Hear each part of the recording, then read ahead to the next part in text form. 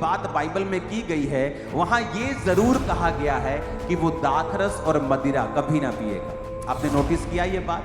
जब परमेश्वर ने, जो सैमसन था उसकी माता जब गर्भवती थी तो परमेश्वर ने कहा था अंगूर भी नहीं खाएगी, मदिरा नहीं पिएगी, किसी भी प्रकार का दाखरस तू नहीं पिएगी, क्योंकि तेरे गर्भ में जो है वो पवित्र आत्मा से और शक्ति से भरपूर होगा।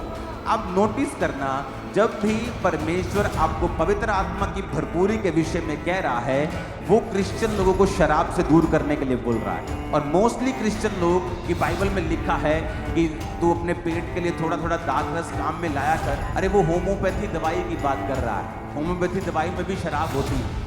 कितने बूंद, 2 बूंद, 3 बूंद, 4 बूंद आप लेते हैं और वो शराब नहीं है, वो उस दवाई को सुरक्षित रखने के लिए अल्कोहल वहां डाली है, वो उस चीज की बात कर रहा है। लेकिन आज क्रिश्चियन लोग उसे पीने की बात कर रहे हैं। वो पैक मिला डाल के 60-60, 30-30 ml के, ये सोचते हैं कि परमेश्वर उनके संग है।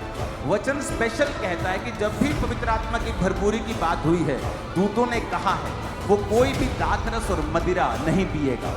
पुराने टाइम में किसी किसी के ऊपर पवित्र आत्मा उतरता था, किसी किसी को परमेश्वर दाखरस और मदिरा से दूर रहने की अनुमति देता था और बोलता था कि दूर रहे, से आज्ञा देता था। नए नियम में उल्टा हो चुका है। परमेश्वर ने कहा मैं अपना आत्मा सब मनुष्यों के ऊपर उंडेलूंगा, यानी जो किसी किसी को मिलता था, आज नए नियम में परमेश्वर वो चीजें सबको देना चाहता है।